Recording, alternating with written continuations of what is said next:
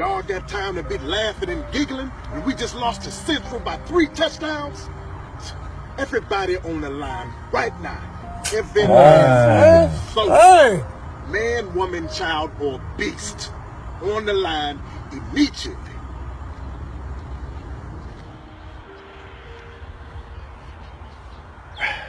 Mike. Yes, Coach? Everybody out here has on white socks. Why do you have on blue and white striped socks? Everybody on the line. Hey, Coach, how am I supposed to get up to the linebacker? Don't ask me no questions, son. Everybody on the line. Oh, man. Hey, Coach, can I have something to drink? What did I just say? Come on, man. He just said don't ask no questions. Line! Man. Terrence. Yes, Coach? What were you late to school for today, son? I was sick. I got a doctor's excuse from my doctor and okay. my mom. Michael, why were you late to school today? On the line. Mike, come on, man. Whose man is this? I didn't even say nothing. Looked like you was about to say something. You saying something now? Get on that line. Now, Coach, watch this. I said play on 2. What? Man, Jerry jump off sides every time. Man, watch, you gonna make us run. Watch. Everybody on the hot dog line. Man, I told y'all. Whoa. That's not how I want it. See, the 3-step drop back should look like this.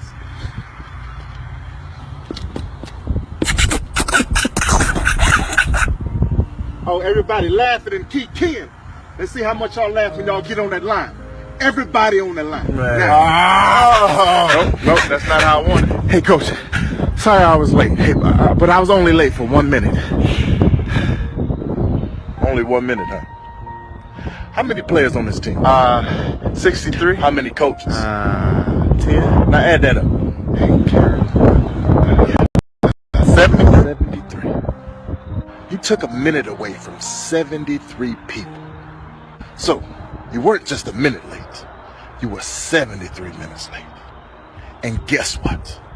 Y'all got 73 sprints. Everybody right now on the line. Come on, man. 73, dog.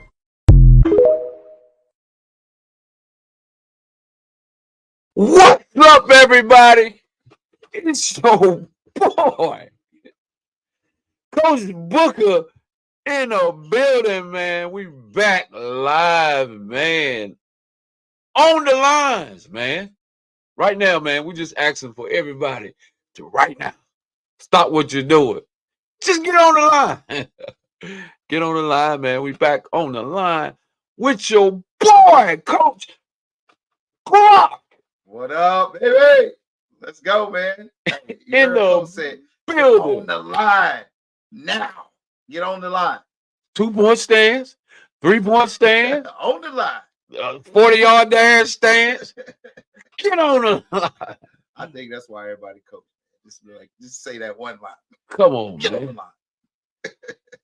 It's bigger than just getting on the line, man. You got to do something when you get on the line. What you gonna do when you get on the line? Hey, listen, man. We'd like to thank everybody, man, all our supporters, man, for continuing, man, to chime in, man, like, share, and follow us on Facebook and subscribing to our YouTube channel, man. There's no way we would even keep doing this, man, if it wasn't for you guys, man. And we just want to say thank you, and thank you. Hey, check it out, man. Tonight, man, we're gonna do what we do, man. We're gonna vibe a little bit, man. We're gonna talk a little sports. You know, sometimes we get outside the lines, man. We start talking about some other stuff sometimes. So y'all bear with us, man. Typically, we on here on a Thursday night, man. We decided to do a little Friday night edition, man.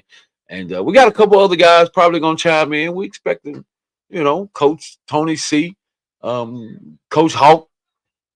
They're gonna fire their mics up, man. They're gonna fire up their cameras, man, and we're just gonna have some good dialogue going on. But right now, it's me and Coach Clark. What's up, man? Let's get it pop. Yeah, man.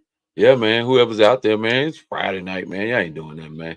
Hey, look, we had some good games last night, but we're gonna start out real quick, man, because I'm committed to making sure.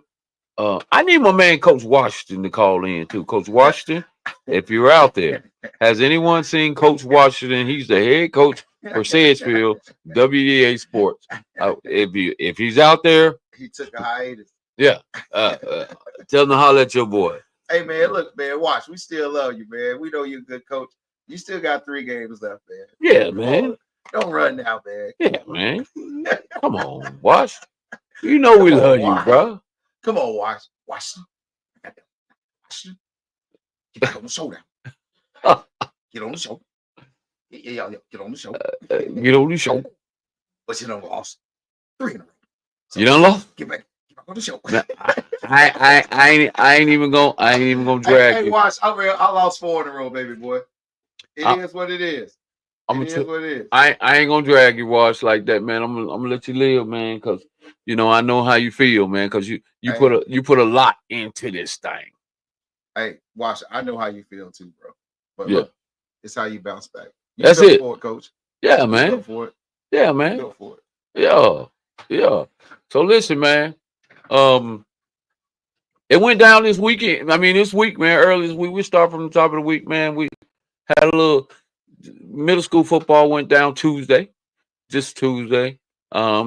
We missed last week, so we missed last week, and I want to say this: we missed last week, which was because of the storms. The storms came through, man, and Shout they out came. to all those people. Yeah, Too, man. yeah, man. Pray for Asheville. Period, man. Yeah. Pray for Western Western North Carolina, man, which includes Asheville, who was hit the hardest, Oh, man. and some of those surrounding places up there in the mountains, man. Oh man, that's devastating, man. You just don't think that's gonna happen in the mountains like that, right? Like, I mean, highways are gone. Some cities will never recover. Like that's usually what people typically run to get away from the area. Right. That's crazy, man. Yeah, it's terrible.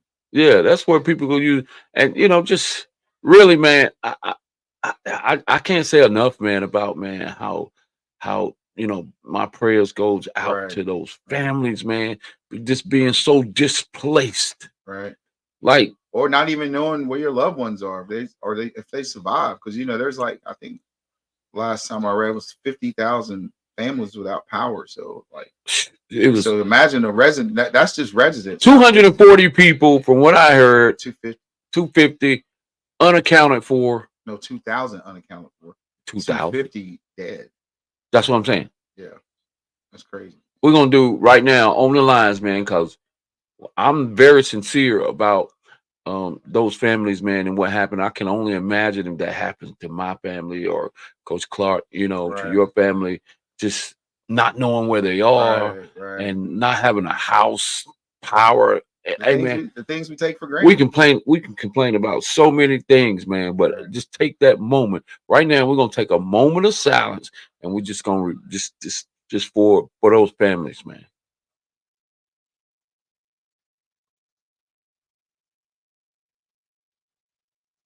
Yes, man. For that's for those families in Western North Carolina. And my son, he was affected. He couldn't go back to school. As a matter of fact, they had a football game this past weekend that they played a conference game. No fans in the stands. No fans at all in the stands. No tailgating. None of that.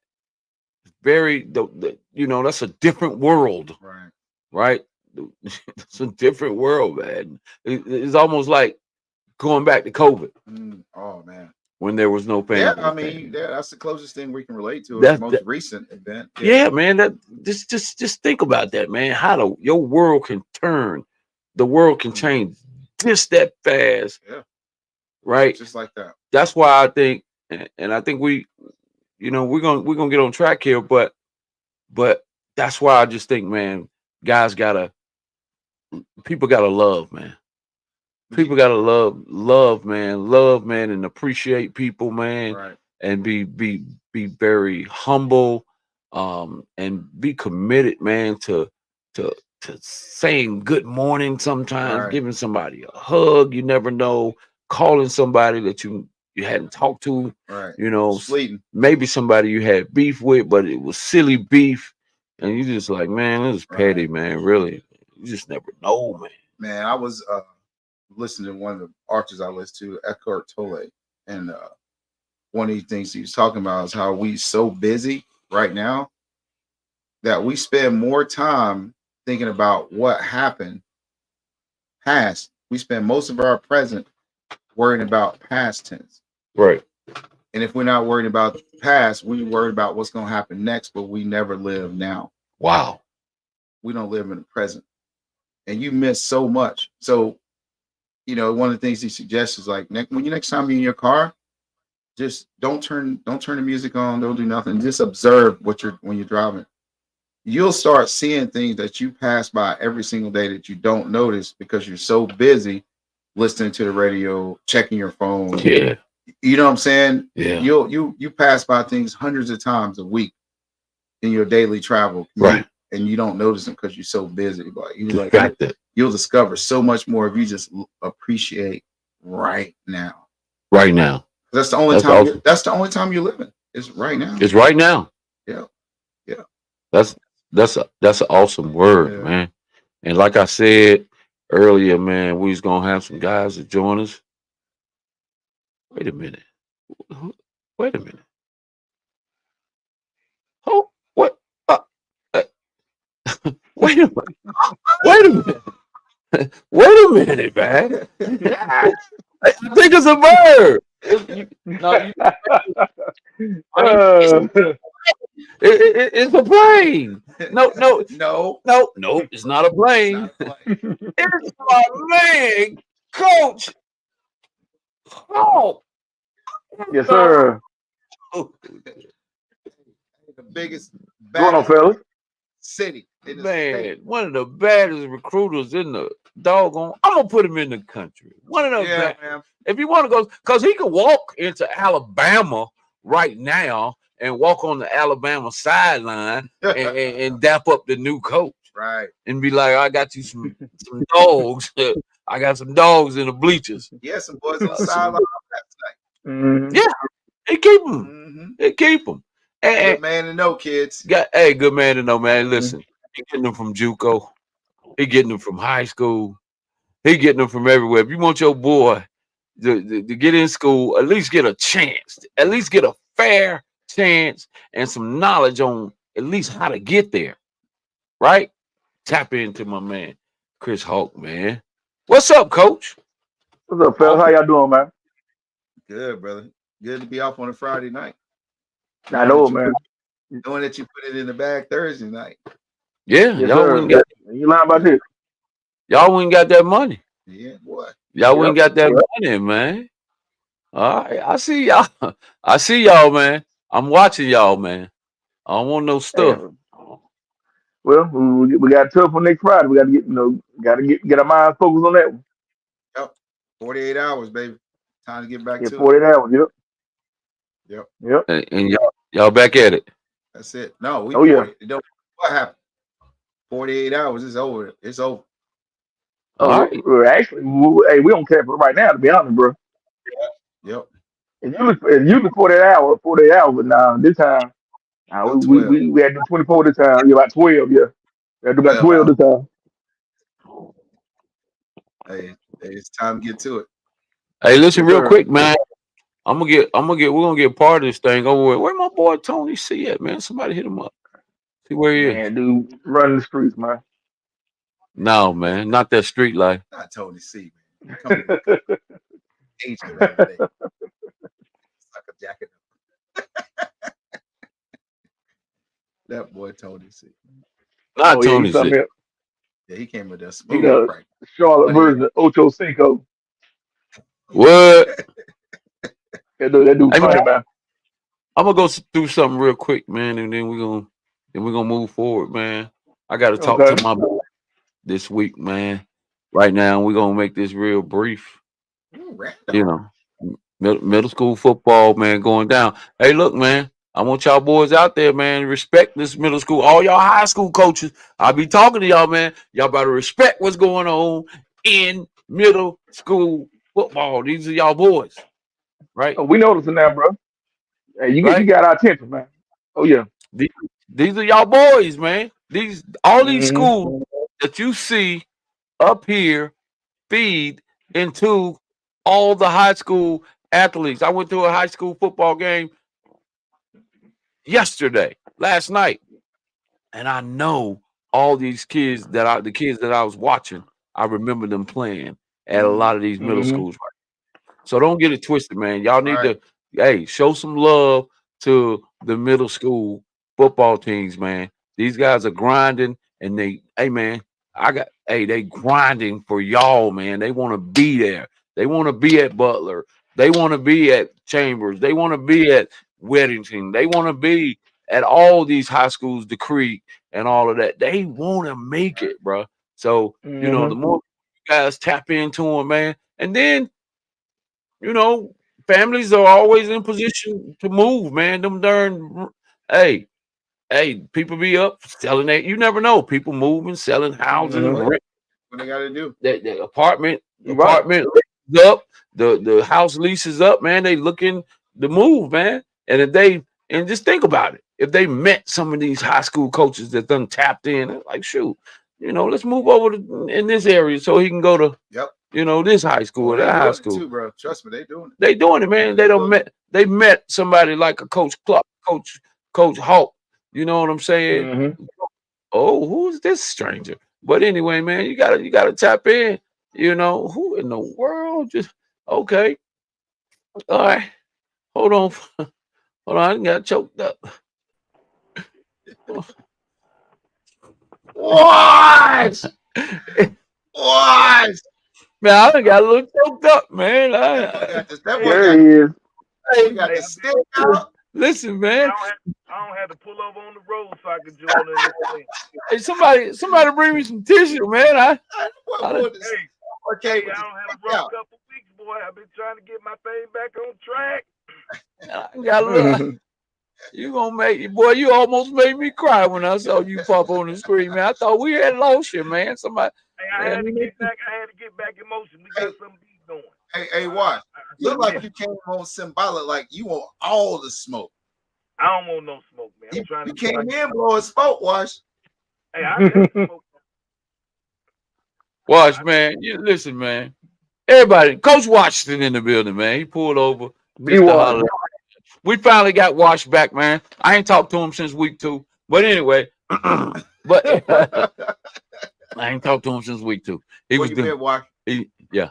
What's up? Give us an update on what's going on with you, boy. Man, we took 3 in a row L's. Get your camera up so we can see your face. You adjust yourself. Yeah, there we go. Now we got you. It's been a real stretch, man. Like I say, we lost our running back. Then we finally got him back. What was that? We finally got him back. He played Tuesday, but we just can't get our running game going, man. In the middle school, you a throwing team, a running team. One of them is your strong point. So right. And that's our big strong point of our program. So we'll be able to get the run game going back, and he just came back. So hopefully, we're gonna get going these last 3 games and try to finish with above 500 record. That's our goal for our kids. It's a goal, man. And that's good, man, because we all of us go into the season, man, with huge expectations, and we put the work in to try to make it happen. And sometimes things just don't fall like that, but it's about how you recover, man. When you how you get back up, man. After that punch in the mouth, that punch in the gut, and that you got a good football, good chemistry of kids. But when you lose key kids like a running back, man, come on, man. You lose key guys, quarterbacks. Hey, middle school is not a whole bunch of running backs. I can tell you that. Man, but losing key players is effective top to bottom, man. Period. Middle school to the NFL. Period. You losing kids like that, man. I don't care who you are, man. I don't care what team you are, man. Unless somebody is on that depth chart and they can step up. And a lot of the times, the kids that are on the depth chart in middle school are 7th graders. I'm just gonna be honest, and that's what you got. You have your 8th grade, you got your 8th grade starter that's been putting in the work, and then you got that 7th grader who will probably be your guy next year, but he ain't quite ready yet to carry that load. And that's just what happens, man. At the end of the day. And I was go ahead. For years because I had 2 good 7th graders, man, that started as 7th graders productive. and Majay and Jalen, I mean, they was starting to run the ball hard 7th grade, and they had good 8th grade years. So, you think, I get the 7th graders to go, but I think with, like you say, with the championship series, they started last year. That I think we got more kids playing middle school ball than ever. Quality kids. It's definitely more competitive at the top. So I think more kids that would have been in youth are not playing youth, like on that 12 and 13 level. Everybody's back in middle school ball, and I think it's strong. So, man, like, hey, you got to have that depth because everybody is loading up. And then a friend of mine came to the game, and he was like, I could tell, man, distinctively from both teams. He was like, you could tell who in the 7th grade and who in the 8th grade. Some people don't think it's the difference. That's a huge difference. 8th grade. No, that's just body maturity. That's huge, man. That's a growth spurt year around that time. So yeah. But let me ask you this, man. I think I've asked you this before. Maybe even too, Booker. But why don't they have a 6th grade team? What's the problem with that? That's crazy to me. Like that should be your JV. Like funding, I would think, because a lot of schools barely putting together a middle school team, and then you talking about you buying. Well, I mean, the thing is, like, you got the teams that can do it. Let them do it. Have a smaller conference, just a 6th grade conference. Then that goes more into expense. Like middle schools don't make money. The funding that comes from middle schools comes from the high school. Right. High school athletics funds middle school. Okay. So it's a district kind of thing then. Yeah. Right. Yeah. So, hey, man, CMS. One thing I can say about CMS have constantly, they're putting a little bit more into middle school. So I think the investment is there for for middle school football. I don't think they're sitting back just going through the motions anymore. I think the commitment to get middle school back. I mean, well, I don't know if it was ever there before because I'm not from Charlotte, but from what I hear, they're finally investing more into middle school football, man. So, why is middle that? school sports? What's all of a sudden interest in middle school ball? And I think it's just simply the guys in the background, influential guys, pushing forward like a Coach Washington, and I know my AD, Coach Jet, who's AD and head coach for my middle school, JMA, and he's been on the high school level, and he understands the impact that a lot of these middle school kids have on the high school level, and they just want to see. And then you got to bring in the youth football too, right? These kids are trying to find a real reason why they should commit to just middle school football at 13 and 14. And I think at 12 and 13, I think now they've like you mentioned earlier, Washington. I think now they're starting to commit to middle school and saying, hey, which I don't have a problem with them playing youth ball with good programs. But I think now they're saying, if I walk into a middle school and they got a solid group of coaches, and they sound like they fully acclimated to getting us ready for the next level, why not just play middle school football? Right. And I think that's what it is, man. I think the commitment overall, getting better coaching in middle school, and then CMS pushing, giving us our playoffs now. And so I think it's a work in progress. So yeah. I think the biggest thing that's holding middle school back, honestly, is the qualified coaching. Yeah. Yeah, because if you got qualified coaching at middle school, it's going to make high school football better. Absolutely. You're going to have kids more prepared Exactly. trick or go up the ladder. It's only going to get better as for North Carolina football, Charlotte football in general. like we have better middle school coaches that's putting a better product into high school with a better foundation. Because some of these kids come into, and you're just like, where'd you play at, bro? Like, did you play middle school? Like, you can tell kids that came from certain schools, right? Right. You can tell it, like I said, you can tell a Piedmont kid, you can tell a JM kid, right? You can tell them kids, man. But you can also tell some other kids, right? Right. So Yeah, get qualified coaching, man, and just if, you think you're essentially putting these kids' careers in the hands of people that don't know what they're talking about. yeah. And then you get put behind, you're gonna get so far because high school in a good program, it gets way more complicated. Right. So if you don't have the basic fundamentals of understanding football, you're gonna be way behind. And unfortunately, man, high school football is winning now. They ain't really got a whole lot of teaching time. You got to become prepared. That's right. That's super. You're 100% correct about getting better quality coaches and coaches that's really committed.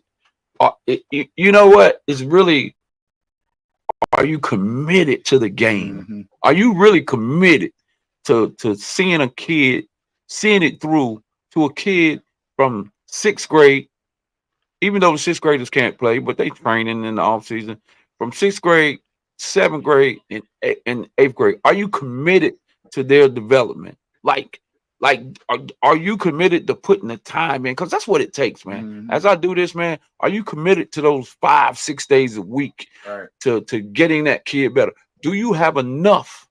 And I always mention this toolbox. Do you have enough in your toolbox to continue to just feed these kids, man, and add stuff to their toolbox, man, so they can have all the necessary tools and all the necessary resources that they need, man? Do you have the ability to build a culture that's about competing, staying disciplined, and even them staying and consistency? Do you have that?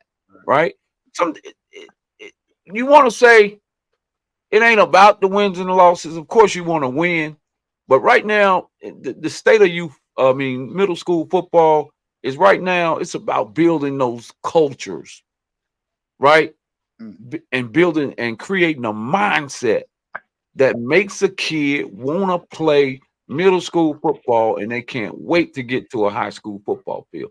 Build that culture and build that mindset. Everybody's going. You're gonna win. You're gonna lose, man. Come on, it's gonna happen. That's just what it is. But if you look at this, like I'm looking at these records, right? 70% of the teams in conference have winning records. Yeah. So that tells you it's even talent. Some teams it's a little bit better. A lot of talent around. If you're looking at, you got what? The Southeastern division. Everybody is at least 500 except the last 2 teams. And that's pretty much across the board. A lot, just the lower tier teams. And then from the mid up, they have winning records. Yeah. So it's not like there's one team just dominating everybody. So that's a good thing, though. So it means it's more competitive. Yeah. Yeah. So that right there ought to show you that the game's getting better. Yeah, man. The game. I'm really appreciative of about what CMS has done as it relates to what they've allowed us to do, even in the off season here recently with some of the camps. They've allowed us to have the 7-on-7 competitions. They allowed us to have in the preseason. It built a lot of chemistry and camaraderie with the guys. And it wasn't just one school. It was a lot of, Wash is the one that Coach Washington is the one that, he spearheaded it, kind of, was the groundbreaking on, preseason for middle school. We even ventured out to places like Monroe, who invited, some of our 7-on-7 groups to come out there. And so, man, it was good, man. And listen, no matter what happens, no matter who wins the championship, man, here in middle school, man, this right now is about getting middle school on the same level and the same mindset and building that same culture as high school, that same environment, man. So somebody's got to win the championship because they have one, So I'm looking forward to let's real quick, we'll go through and like you were saying, Coach, about these conferences, man, we got some really competitive groups. Mhm. I mean, you're looking at in the Central Division, Piedmont, who's been consistently the powerhouse. These kids are being trickled along all these different high schools, man. These schools are excited about getting these Piedmont kids. What does that mean? Piedmont coaches are putting in that work. Mhm. They got a solid staff over there. You know, and I always say this, my favorite saying is people ain't continuing to win by accident. Right. No. Like it ain't no oops, Piedmont won again. Oops, Piedmont undefeated again. No, man, them guys are putting in the work, man. I respect them. I gotta play them. Mm-hmm. If I get to them, I don't know if I ever get to play them. I don't know. It's still got to go through the gauntlet of the playoffs now. But it ain't that 4-0 is not by accident, man.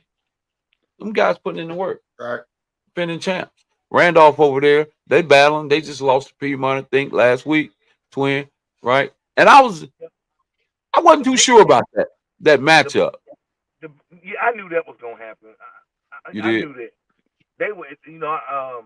One of the kids played with Wash, and he was like, "We're just gonna beat Piedmont, man. We're gonna beat him." And Wash was like, "You know who you playing?" He was like, "I just played, Slow but I down, don't young know who fella. I'm playing." You know, the confidence is there, but I knew that wasn't gonna happen. But the big Yeah, game in Central was going to be against Eastway and Randolph, right. and I think Mm. Eastway could take Randolph. I think Eastway is going to win that battle. So I think out of the Central it's going to be Piedmont and Eastway. Yeah, Mm. and that's good. See, and this one, you know, middle school's gotten better because these guys, this Eastway team has emerged out of the dust. Yep, because they That were Yeah, they terrible. got they some good right, coaches. We've they always haven't had been they talent. haven't been considered for a while Yep. for anything, right? Yeah, we've beaten for the last couple of years. It was a good game. But we had a touchdown comeback at the beginning of the game. I think that would have kind of broke them at the beginning. Defense scored, picked up a fumble and called it back. I mean, we were starting off hot, and I think that was a momentum breaker. But I like their team. They're a strong running team. Randolph like to run the ball. They'll throw it to their big number 8. But I just think I think Eastway has a better run game. I think Than Randolph. They haven't played yet. yeah, they haven't played. That's gonna be deciding. So I think Eastway can take that. I mean, Eastway got some good new coaches in there. Randolph got a good new coach that came in. So it's a So good. in between them is one of the Elite 8 teams from last year, Wilson, Yep, who and typically have we a have pretty strong running game as well. Mm-hmm. yep, and we got Um, I wonder where those two big running backs went. Harden. They went to Harden. Hmm. Those some big, hard Yeah, they running had some boys. big Big boys. Santana, man. They had two Yeah, big, they had some big nice running running backs. backs, bro. So they right there in the middle. They're three and And they one, went to just Harden. like yeah. They went over to Harden. Young guys, probably on their Hmm. JV over there. Might be on the varsity. Those guys, they was pretty legit. So I don't know. It's a fight right there with Wilson. So we're talking about you talking about Eastway and Randolph. What about Wilson in there? Yep, but I don't think Wilson has gotten to the I think East. Randolph beat Wilson head to head though.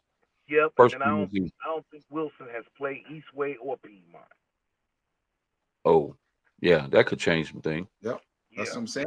Hey, that thing to shake up. Yeah, and then you got Whitewater. You know they're still 500 playing football. 500 football. Kennedy at 1-3 spot. Like you said, it falls off a little bit right there in the end. I'm really surprised about that last team, Sedgefield.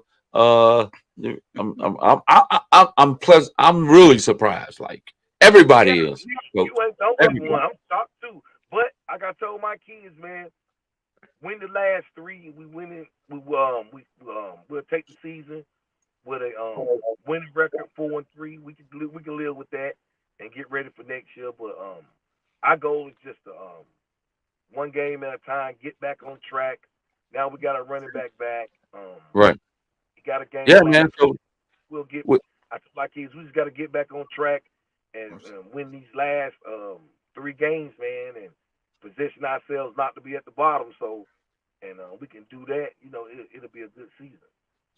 yeah, I think looks like Dana, one of my coaches, man. She know a little bit about the Wilson coaches. I mean the Wilson kids. She said they are on varsity. Mm-hmm. And she said that Harden's team Okay. consists mostly of ninth graders, Oh wow. which I think they are young, Yeah.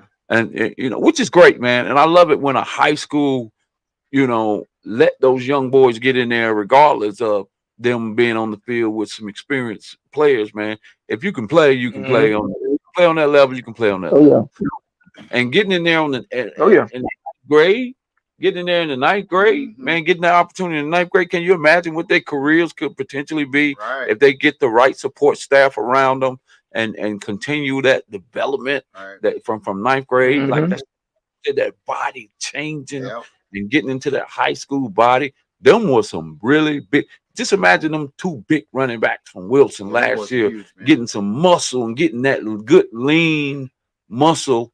You know what I'm saying? Man, get Coach Clark behind him, man. Yeah. Hey, Coach Clark, he might be over at Butler, but he's still running that Oh yeah. impact culture.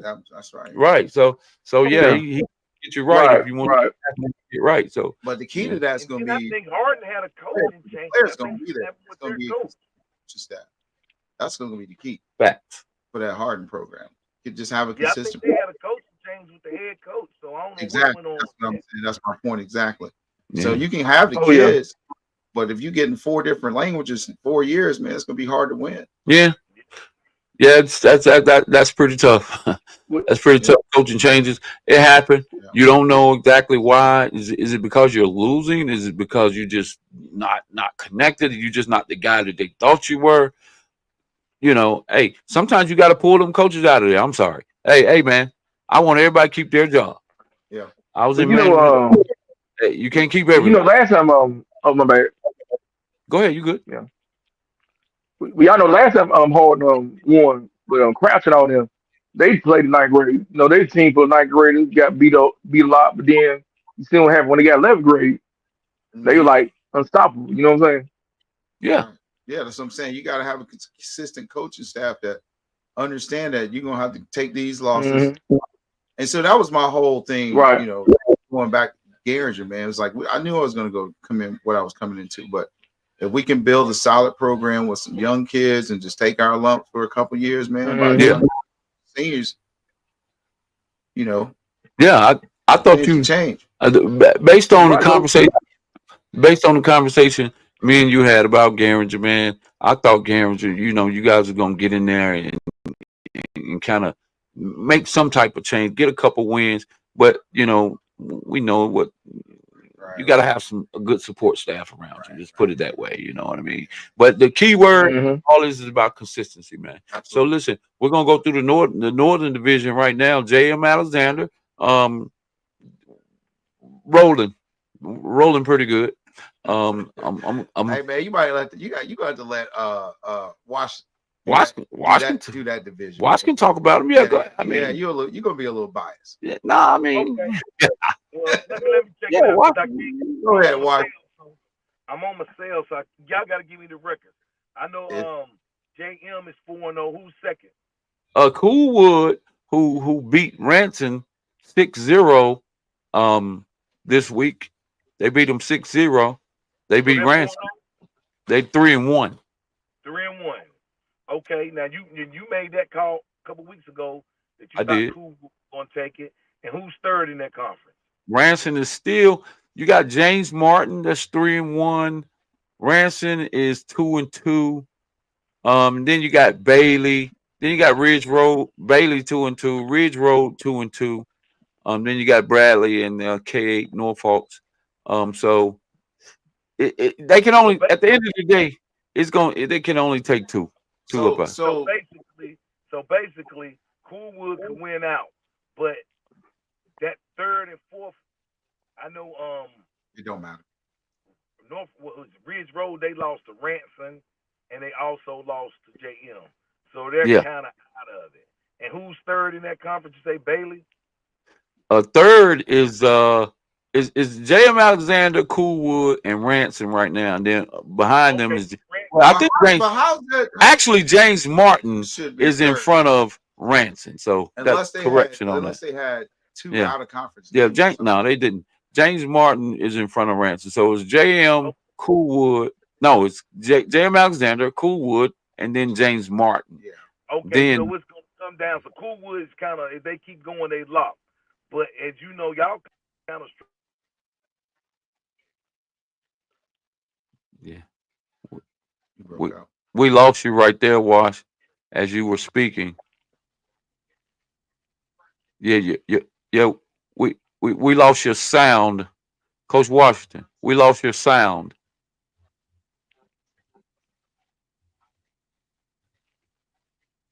Coach Wash is putting it in, bro, but we can't hear him. Can he hear us? Hey, how's it going? But anyway, what he was saying. let's work with Coach Washington. Coach Washington is talking. He's got to realize that we can't hear him. With technical difficulty. He is in his car and he pulled over to do the show, and he getting it in now. You can see his mouth moving. If you guys, for those lip readers out there, Coach Wash is getting it in right now. Still talking. Talking about that Northern Division. He's still talking. Right, he's still getting it in. We can't hear you. Can you text him? Text him. So he was talking about the Northern Division and who could potentially finish second, which between Coolwood, Ransom, and James Martin, those teams are still in the fight for second place because that first place is a lock. Anyway, first place is a lock. But anyway, period. Man, go ahead. Yeah. Go ahead. I mean, Pride. I mean, it is, dog. I mean, I mean, I can back up what I'm talking about. It's 4-0. I mean, we got Coolwood. Matter of fact, man. So what's your schedule like? What's your remaining schedule? I'm glad you asked because I was just going to go there. So deadlock. So James Martin has next week we got James Martin. Okay. They're arguably the second place, third place, tied for second right now at 3-1. So we have them. I think it's at home. Yeah, our homecoming. So we got them coming up. Y'all invited them to the homecoming? I think they requested that. I think they requested to be at our homecoming. Disrespect. You know, I can't say much about it. It should be a good game. But and then after that, we have Coolwood. So you got a couple potential tough games left. Yeah, we got some tough games. These guys are they got a lot of momentum. You gotta win at least one of them. Yeah, I gotta win. If I win one of them, I should be able to get that first place spot. Yeah. So, but I mean, you know what the goal is. Yeah, you know what the goal is. But anyway, yeah. So yeah, James Martin. So come out and support us, man. We got James Martin, and then we got Coolwood. So after that, Coach, you good? Yeah, I'm good now, man. So like I was saying in that. Oh yeah, I'm good. I'm listening. He gonna pick up right where it's gonna go down to Coolwood and James Martin. I think it's gonna go down to the last game. Yeah, and I was just saying we play both of those back to back coming up. James Martin and then Coolwood. See, if you give them an L, you give both of them L's, then it's gonna definitely come down to the last game of the season. Yeah, Coach, take the if out. But yeah, Coach, don't. Hey, Coach, don't put that if. Sneaky. Don't put that if in there. I mean, I hate to correct what you're saying, but hey, I'm just saying, man. No, off week or something. But yeah, you know what, man? You could have an off week, man. You could have an off week. It have to be an off week. Off week, especially with these storms and having practices and stuff like that. Oh, it's definitely a storm going on over there. Yeah. But anyway, I think it's gonna come down to Game 7 in your conference. Decide. Because so you think they'll play the October 29th game? Yeah, they need to play that. Everybody needs to play. It'll have playoff implications. I think it will. Yeah, it's going to. For the storm. Okay. Yeah. Okay. So that'll be interesting. I think that's going to affect records. I think Yeah. it's gonna come to the last game. So we'll let you go ahead and talk about the Southern Division as well. Who we got in the South? That's AG. That's AG, Carmel, Quail Hollow, Crestdale, J.M. Robinson. South Charlotte. Who's AG is 4-0? AG's 4-0. Carmel is 4-0. And I think they might play the last game. I'm not sure. I don't know. I don't have the schedule in front of me. Well, that's already decided right there. Yeah, because both of them are 4-0, and I Yeah, think we'll- they've already went head to head against Quail Hollow and Crestdale. Yeah, So you're looking at the top two right there. If you 4-0 at this stage of the game, yeah, you're solid. You're solid. you solid. You're pretty solid. much solid. But I think those teams, the one thing, if I pulled up the scores, and we don't really need to have to do that, but the one thing I do know about that conference, they're playing better football. They're playing some solid football as far from a competition standpoint. Because if you look at a lot of the central scores and maybe even the northern scores, you see a lot of 40-0, 44-0, 38-0, blah, blah, blah, blah, blah. You see a lot of the high scores versus zero. But in the Southern Division, if we were to pull the scores up, we might do that a little later.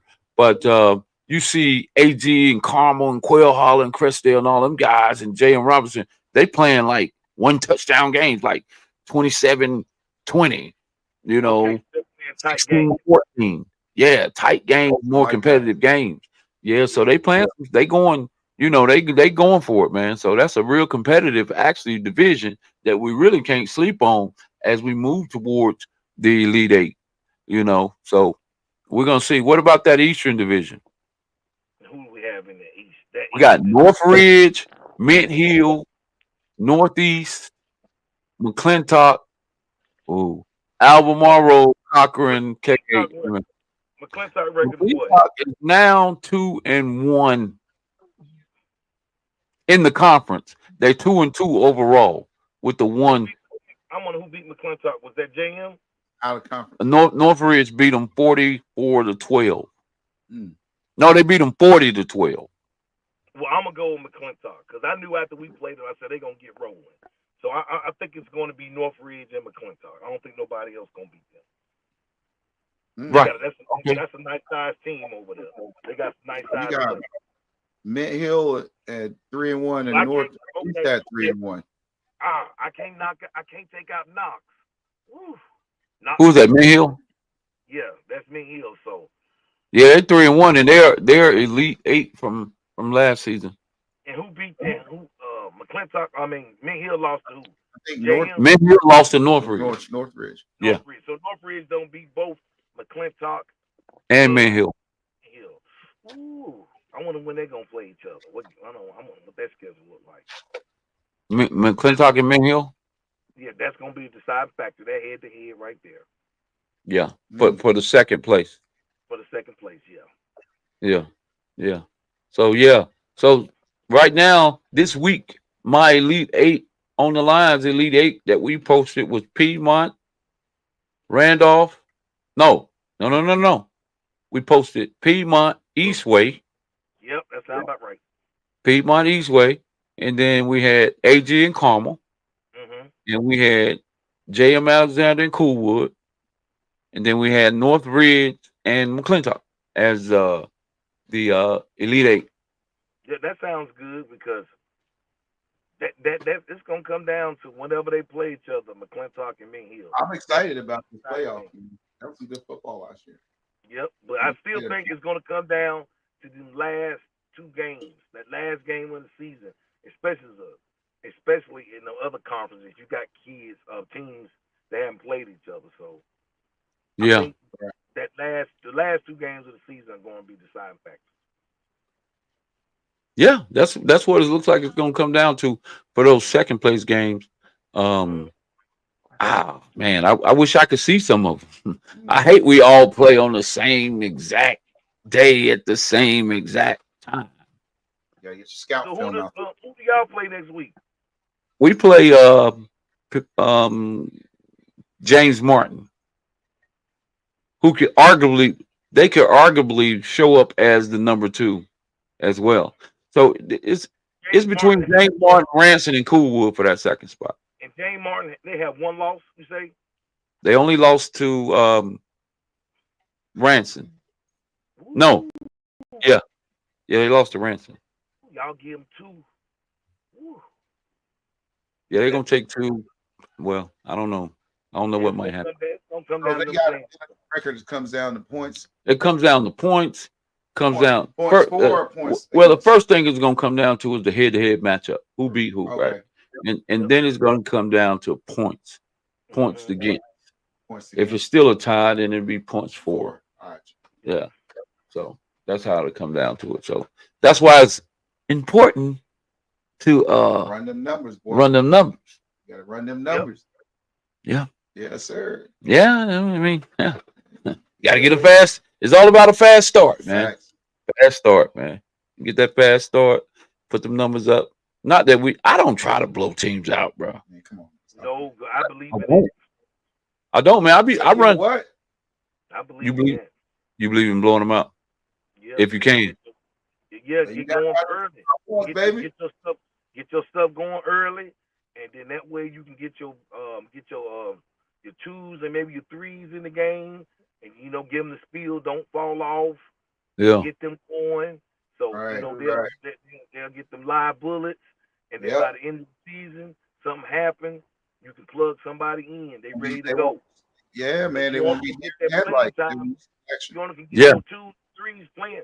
Like maybe your 3s, but certain positions you really not subbing, like on that O line, unless you like rotate O lineman. But certain positions, they really don't come out. D line gets subbed a lot, but I don't see that many people subbing on that O line. So Yeah. if you can just get some kids, some reps, because you blowing some teams out, you can get them quality a quarter or 2, where they get to play a whole quarter or 2. That's gonna help you on the back. All right, I agree with that. Because you know what, you think about it, some of those coaches are gonna still want to score, especially when they know you got the 2s out there. So they're gonna keep their starters in. Yeah. So they're gonna be playing against 1s. So give some solid experience. We put our starters we put our starters on the shelf pretty quick, man. But we've got some pretty good 7th graders, man. We got some 7th graders that's ready to go. We played against like a Bailey, I think, last week, and we played a lot. Our 7th graders are playing a lot of football. To be honest, they're playing a lot of football. That's When good you though. get towards the end of the season, man, get them going so they can get them And full games. In case you get into we a scrap. we've lost a couple key. We've lost at least one key kid on our team, but yeah, we've lost a key kid on our team. But we ain't gonna talk about that. We're gonna try to finish strong. Right. We're gonna try to finish strong, man. So yeah, and I'm looking forward to it, man. Are you by any chance getting involved in the playoff as far as helping them out, or I don't W? know, man. I tried to film last year and do some coverage, but they wouldn't let nobody get on the field because they said they got their own. That was yeah. That was VTO, right? Yeah, BTO. Shout out to Vince. He reached out to me last week, and he wants to come on the show. So we're gonna set up something for Vince to come out and kind of talk about. Yeah, so they open it up to letting people come cover. I love to cover, man, and do some stuff. But last year, this first year, he said they had their own people covering it, and I don't know if he's going to keep it that way. But I'm down for covering, man. Hey, more media, more coverage. Yep. Right. Either way, man, I like what's going on. Middle school football is definitely trending upward. And I'm excited about being a part of it.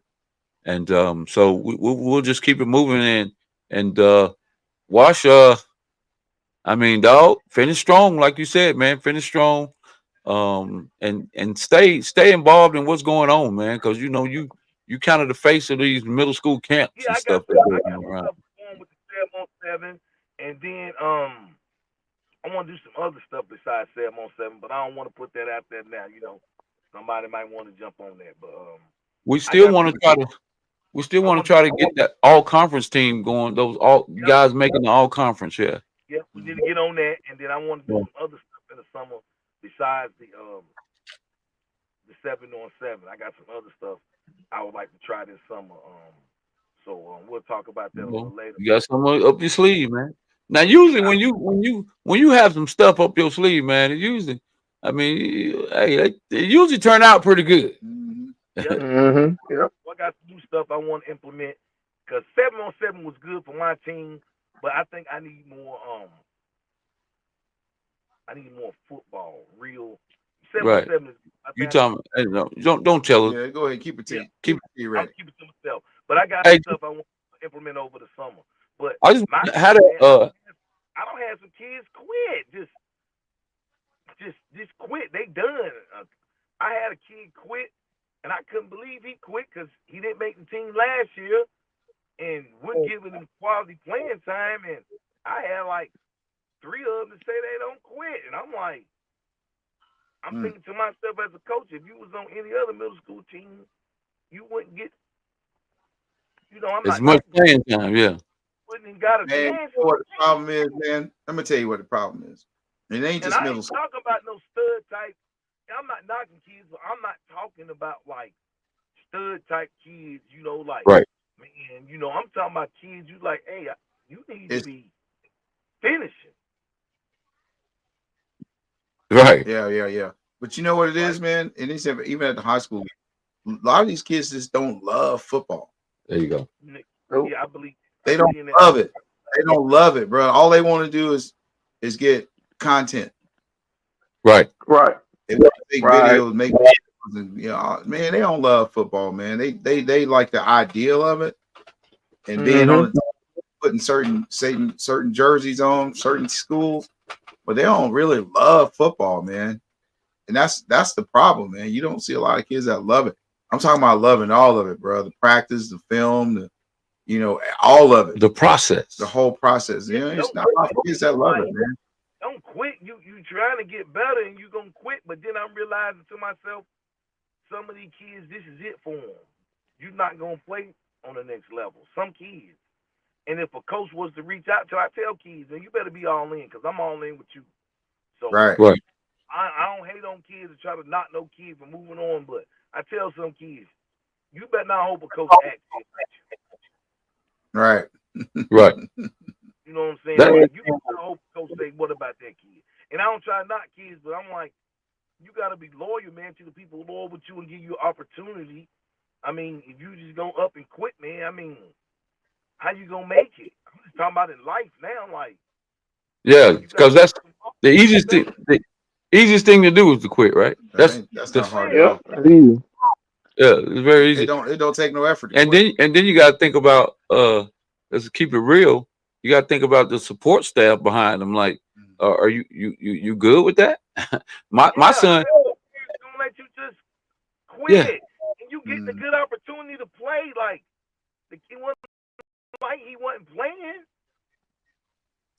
I mean, Coach Clark just said it, man. You gotta love this shit, man. Yep. And that was kind of my speech to my kids here recently, man.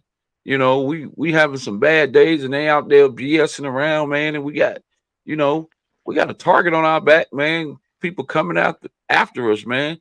And regardless of that, if you don't love this shit, man, get out. Hey, man, basketball season is coming up. Yep. I mean, go play soccer. The kids all in, like some of them kids who quit, but the kids who came to practice, bro, they ain't missing them kids. And we don't have our best practice. No talking, just kids locked in. Yeah, that's right. Sometimes you got to cut the cancer, man. Kind of tell, like, who were the distractions. Yeah. It ain't hard to tell. I can tell you what, if you lose your locker room, it's over. If you lose that locker room, the respect of that locker room, and keeping that locker room positive, man, and upbeat and good positive energy, and keeping these kids in the right headspace together, you're gonna be in trouble if you lose that locker room. And a lot of time, these kids are influenced by a bunch of negative. We know. Come on, man. You know what I mean? And like you said, it still goes down to what Coach Clark just said, man. You gotta love this shit, bro. You really love it. And you gotta love it. You gotta be, and that comes with being, when you say love it, you gotta be, that means you gotta be committed to it. You know what I'm saying? The grit and the grind of it, the reward. You gotta, you know what I'm saying? You gotta take the coaching, the hard coaching. Right. You got to That's the be able to problem. accept and receive the hard coaching. And a lot of times, man, and I know this could go into a whole different topic. Some of these young kids, bro, they ain't never been yelled at by a man. Well, they don't Yeah. like that, man. They don't like that. They think Yeah, you being man. mean. Yeah.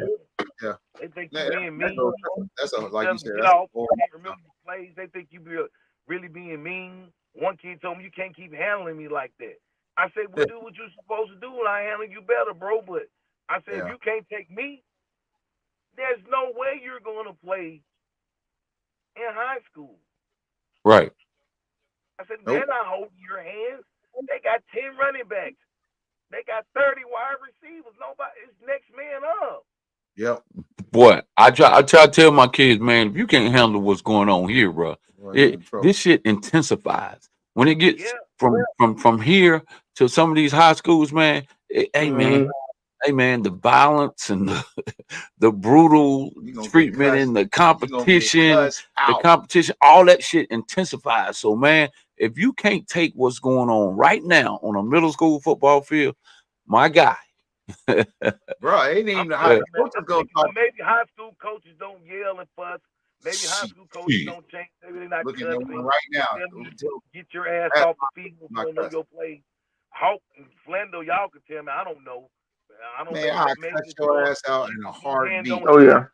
coaching. Ain't got no problems with it. Some of these kids don't respond to no bunch of soft Nah, treatment. man. Look, you got a bunch of soft ass coaches. You have a soft ass team. Hey, You got just Right. that's the coaches. Your kids are your personality. The players are on that field are a reflection of your personality. look. You hear him? Darius Phillips right there said, "Man, these kids are soft and sensitive." Absolutely, man. Oh, you're right. You hit the nail on the head. I mean, right now, I can Mm-hmm. agree with that right now. So these kids appear to be. I ain't gonna say all of them, because some of these programs are still pushing hard, like the youth programs. They pushing hard, and I'm pretty sure some of these middle schools. But the kids are way softer Oh man, and way more sensitive it's that gentle than parenting. than what they used to be, man. Yeah, I mean, ain't Mm-hmm. nobody bus whoop I mean, no I more. tell my kids, my son plays for me, bro. And I tell my kids, do you see me holding his hand? They say no. I say, well, you know I'm not gonna hold yours if I ain't holding his. Oh, you see me out there? How often you see me talking to my son? Oh, you be going off. But I You don't be be. going off. But you know what? you coaching everybody. But I ain't. Man, Mhm. listen. I don't just spend my time with him. I barely talk to him. Right. And why? I'm not. Man, listen, come on, bro. Listen. Yeah, that soft, gentle parenting shit don't work at this level. That soft ass coaching don't work. It don't work, Man, They listen, don't man. respect it. Kids don't Hey, respect bro. it. Think First about of all. trying it though. Maybe we need to switch. I told myself maybe you need to switch it up and get more gentle. Shit. Watch how they So, play. Gentle. I need to get Watch more how they gentle. tackle. Gentle. Mm-hmm. Yeah, man. That's Yeah. why I always talk about, and I'll continue to talk about, man. You gotta build your staff accordingly, bro. You can't if you got a Mm-hmm. bunch of soft coaches, soft touching, and you gotta don't get me wrong, man. Don't get me wrong. I always talk about the book Tender Warrior. Absolutely. My favorite book, man. You gotta show that tender side and that little passionate side, but you gotta show that warrior side too. Absolutely. Right? You gotta get them. You gotta give them both, and sometimes you do have to balance your staff out like that. Like Mm-hmm. Coach Clark might be giving you the business. You know what I'm saying? And the kid might not be able to take it like that right away, and then a Coach Hawk might come put it in perspective, soften it up. Let me Right. tell you. I Let me be tell the you. bad guy. I want to be Might the be good tough. cop. But me personally, my bad. Watch. I'm gonna tear your ass down, but I'm gonna build you back up though. I'm not gonna leave you there. I'm not gonna leave you down, right? Depends on the kid.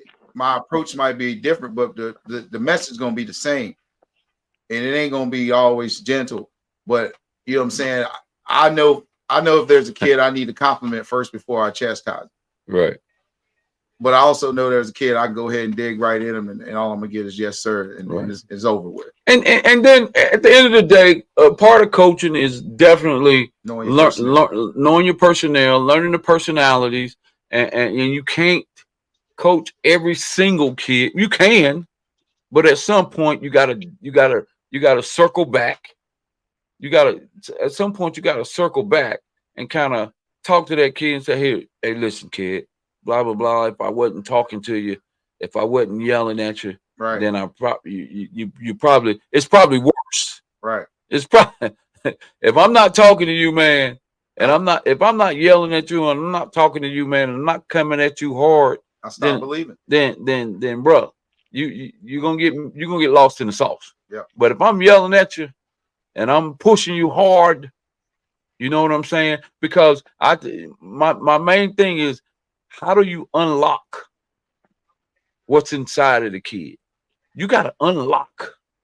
So, because there's levels to this shit. Like you play them video games, they play them video games and shit, and you got to get better or get to the next level. You got to unlock what's inside of it. Right.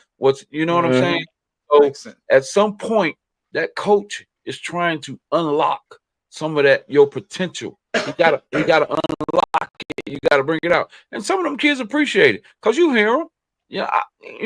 Nothing more gratifying for me that if I don't come to practice for whatever reason, for whatever personal reason, man, them kids come up to me and be like, "We miss you, Coach Booker," and I be thinking, "Damn, the last time you seen me, bro, I was getting in y'all ass pretty hard. Right. Like y'all. I'll say I walked out the field and I said, I bet these kids hate me." but you miss practice the next day and come back and they run up to you and they be like, "Coach Booker, we miss you. We miss you." I'll be like, "Real?" Because okay. the good ones want to be coached hard. They want to be coached hard. The good ones, right? They understand it. They know why you're doing what you're doing. Now, if you didn't know what you was doing and you was doing a whole bunch of yelling, and that'd be a whole lot. That'd be a different response. Yeah, but they see the fruit in it. They see the results. If you feeding them pretty good, if you feeding them pretty good information, right, and you tapping into their skill set, and they just constantly hearing stuff that they just didn't know. Like, dang, I didn't know how to do that. Coach Clark taught me that.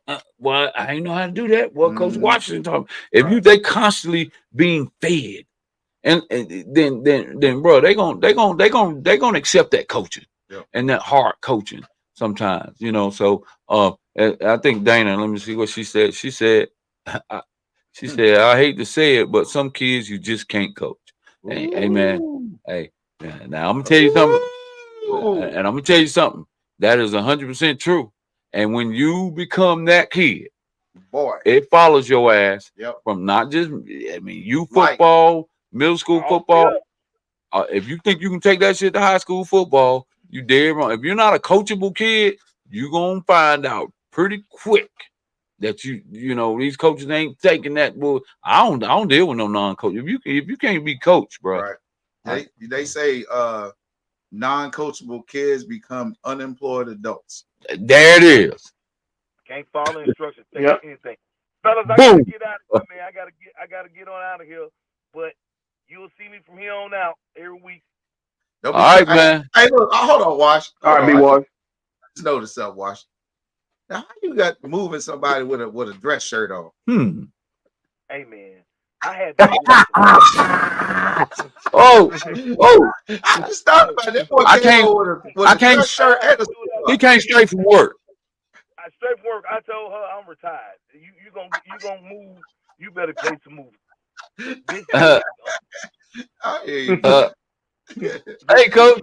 Hey, coach, you look good, man. You know what I'm saying? We miss you on the show, man. You know what? More than anything, man, we need your knowledge and stuff, man. And your conversation. Right. You got good, healthy, strong conversation, man. You're knowledgeable and resourceful. We ain't thinking about what done happened on the football field. We know sometimes sometimes it don't have anything to do with you. Hey, I be having to get my own mental right, man, because I be wanting to pull gas. I can take a loss, but I can't take, it'd be like when you see a kid like ain't giving it his all and really quitting on the team. Yeah. I can't take that. I can go out and lose. I can't take losing when I know, man, you won You was out there, you playing half-ass, bro, and kids Right. counting on like you Mm-hmm. an eighth grader. And then you're gonna just quit. I can't accept that. I can That's I what can I take can't loss, take, man. but I can't You know, accept just that's giving what them. bothers me the most. These kids, you gotta finish, man, because like we tell Yeah. them, you don't never know who in the stands. Yes, sir. Right. You don't never Yes, know who sir. watching you, man. Hey, Yep. look here, man. Listen, we started 0-4. I know exactly what you're talking about. You don't never know. Mm-hmm. It's Flando, and y'all don't got rolling. So I told my kids, Yep. man, hey, just finish out. You never know what could happen at a Nope. game. Two teams could get into it. And then Yep. guess what CNS going to say? Y'all can't go. Who the next man up? You never know Yep. what can happen. That's right. Just That's right. finish out. Finish out. But I got to go, fellas. Always good talking, y'all. I'll see All y'all right, next week. All right, we'll All right, talk Be to you. one. I Be be good. there. Yeah, man. Listen, man. It's 1-0 every week, bro. No matter what. Yep. Right. 1-0, and one of the things Coach used to say. He's pretty consistent with Coach Ferb. Shout out to Coach Ferb. You got to keep stacking days, bro. Yep. Just keep stacking Mhm. days. And when you're 0-4 and somebody tells you just keep stacking days, it's hard to believe that. Right. Yeah. But we also knew what we had in that locker room. We also know what we you know what I'm saying, what our expectations were. So it was every day, man. Next thing you know, you're 1-4. Then you're 2-4. And now we're sitting at 4-4. You know what I'm saying? So Mhm. and we're first place in the conference. You know what I'm saying? So So let's talk about that, man. What's the mood like right now in the locker room when you go from where you guys were 0-4 to now? Um, what happened? I mean, what happened over the course of losing 4 games versus now winning what 3 in a row? 4. Oh, excuse me, let me get it right. Winning 4 in a row. What? Tell me about the 2 different moves that you guys experienced Um, in the locker rooms. I wouldn't even say the locker room. I'd say on the practice field. Well, practice field, locker Practice locker room, room. just team I'm environment, the saying environment. Period. what the physicality of the practices. Mhm. That is the key component. We were a terrible tackling team at the beginning of the season. Yep. We came into a situation. You know how it is in the beginning, man, with that heat and with the you can't get outside and practice because of this. And we practice because of the makeup of our coaching staff, where everybody works, and we have to practice when people get off work. Right. So we weren't able to practice till later in the day, and then it was a peak heat. We're looking at 95, and Mhm. they go by is not the actual temperature, but the feel. Right. So yeah, you can go in the gym and have practice, but you can't simulate physicality, bro. Right. You can't have people tackling each other on the basketball floor, on the Right. gym floor. Right. So in the beginning of the season, man, we was running into all these obstacles. We couldn't even get outside, so we had to do walkthroughs, and we had to do. But the other side is we went heavy on the conditioning, heavy on the training. You know what I'm saying? So once we were able to get out there, that wouldn't be a culture shock as far as being prepared and getting tired and all that. But the physicalities of over the last 4 weeks practice has been to me the biggest difference. What about retaining the mindset of the kid once you're 0-4? How do you kind of keep them motivated?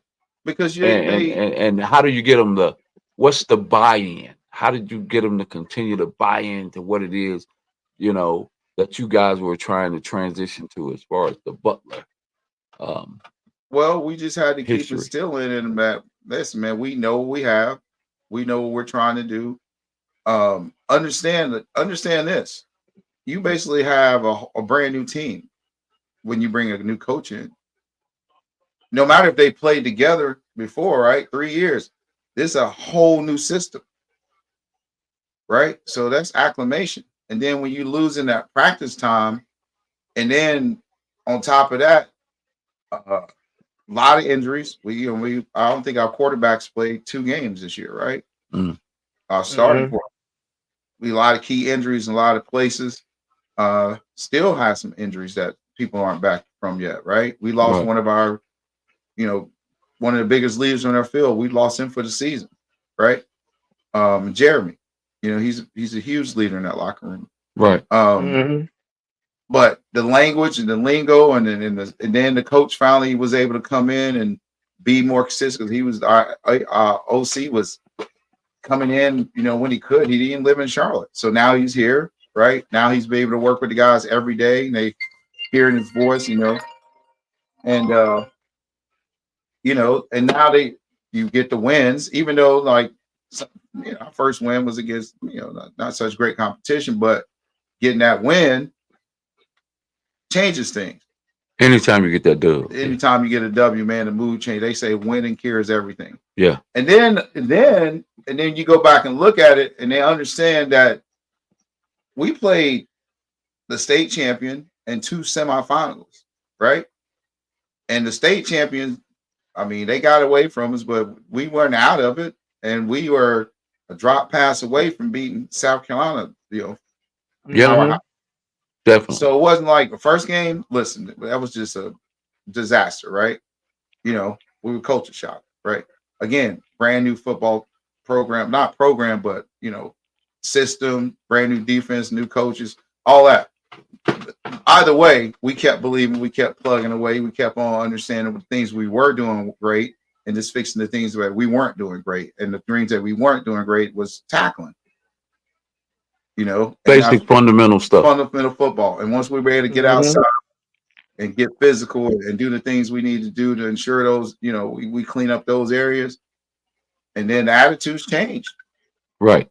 We changed the tempo in the weight room, you know what I'm saying, and got more streamlined in our approach to everything. Hey, listen, be in this gym at 2:30 ready to work, or there's gonna be consequences. It ain't no next time. First day you don't show up ain't on that floor at 2:30, you're gonna get consequences. Right. Not 2:31, not 2:30 and 30 seconds, 2:30.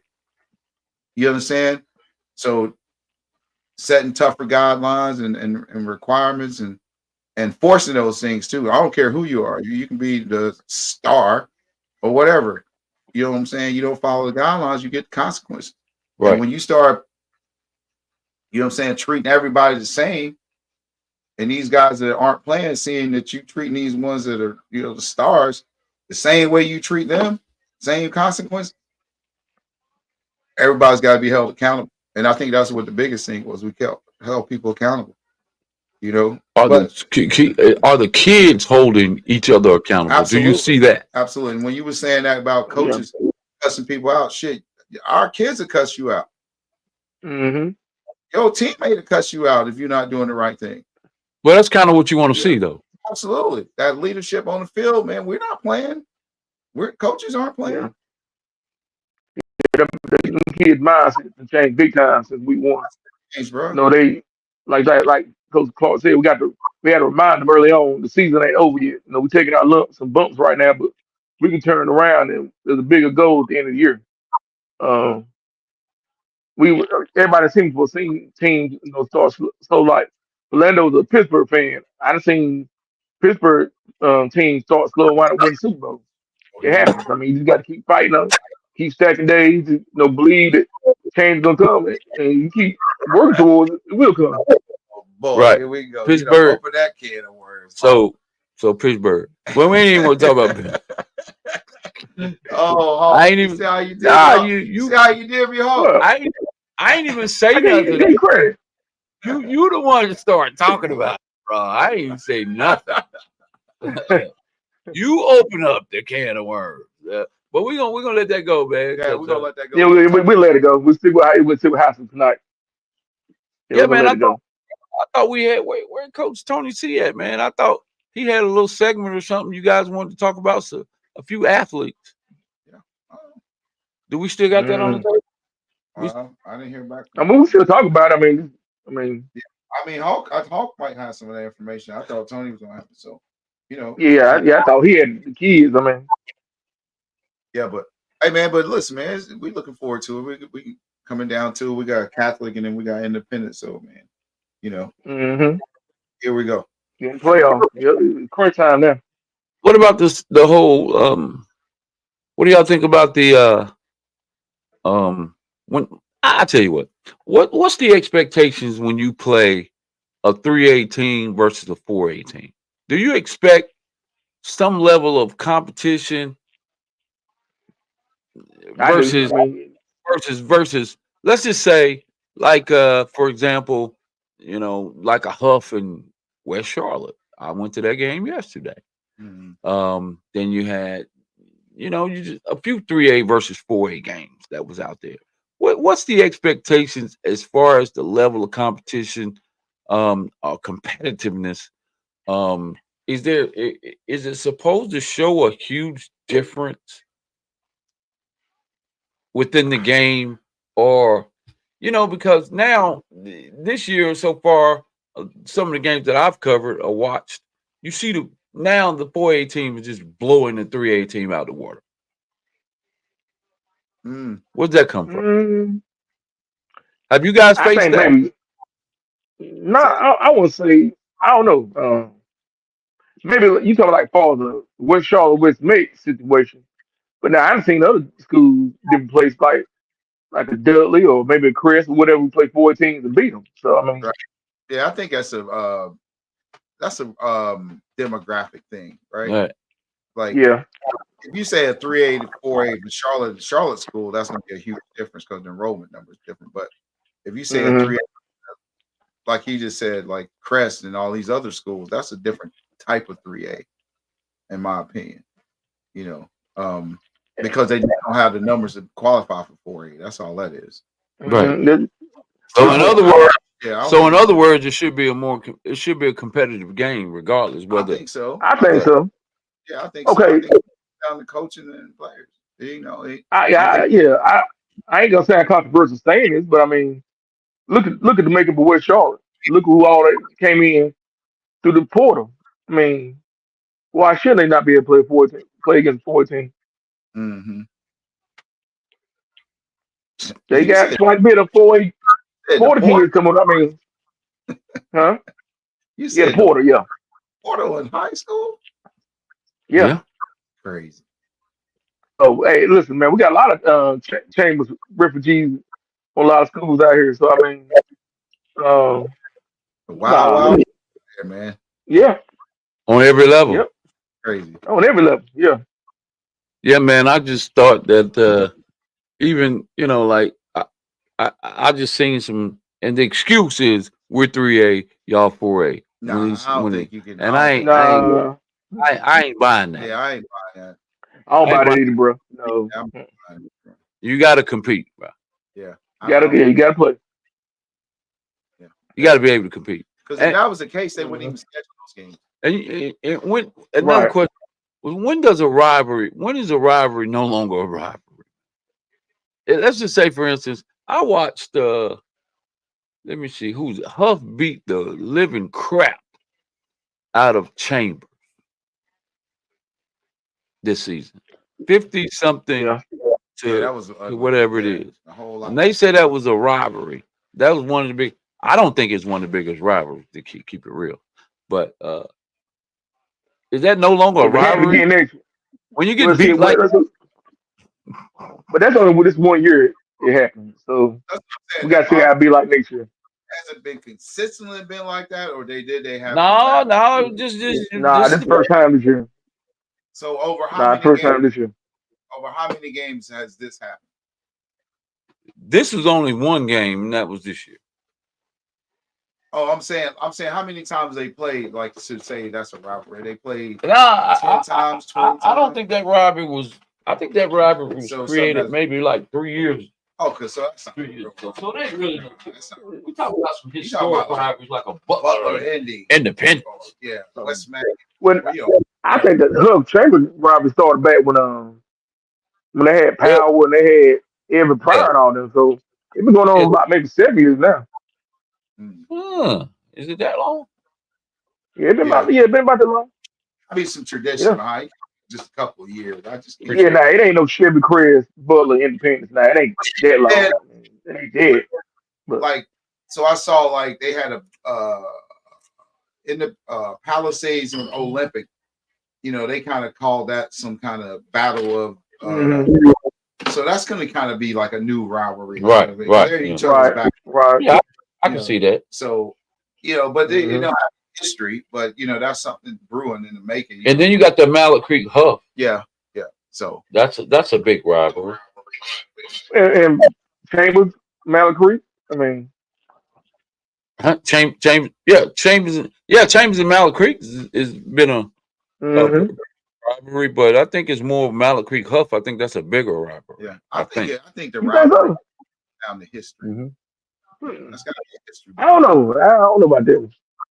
What you don't think the Mallet Creek Huff rivalry is bigger than Chambers and Mallet You know Creek? what I mean? You look at like look at the past, like the when they played, and I don't know. That's a good one. I think about that one. But you remember, like some rivalries have died though, because of conference changes too. Yeah, Because true. back in the day, man, I remember West Charlotte Harden used to be, man. Listen, Yeah, bro, they used to be big time. But that, or West Charlotte Garinger basketball game. Oh yeah. Oh man. So oh, for some of these real? Oh, okay. because of just conference changes and changing all zoning and all that Demographics, stuff. yeah, the zoning, And yeah. some teams fell off too. You know what I'm saying? I mean, I wish we had some. We talking about rivalries. The where are they now kids? Like some of those kids, like Power Echoes, people, and mm, Coke. You know where a lot of these kids are and what they're doing right now. hmm The like levels they're playing on right now. yeah, bro, I wish I had like something from me 'cause I could think of. There's a whole bunch of them kids. Now you talking like for like a Chambers Mallard Creek. Good God, I mean the teams that Mallard Creek had, they won them three in a row. Like Thad Moss and um, I've got Brown linebacker. You know, Trent Trent, Simpson, he started Trent right. Simpson.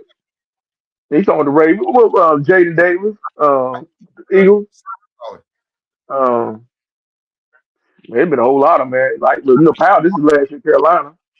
bro. Um, I can go back to when they had Marquez North Northwest North. yeah, I remember him. Yeah, Yeah. yeah. and LJ, the quarterback. Yeah. You know what I'm saying? Oh man. I can go back. We can go back and talk about those guys, man. Yeah, And it's a lot of history, man. What we got? 20 years in this now? Almost. yeah, Almost. Yeah. hmm I think flying, huh?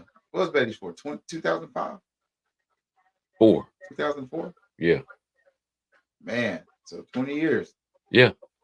We still got some pretty competitive kids out there, man. Yep. Like Dave hmm Saunders. Dave Saunders came through our program. He's a That's big. wild, man. I looked at the Big 22 high school, the top 5, and we have 2 kids from the Beatties Ford Saints group on the Big 22.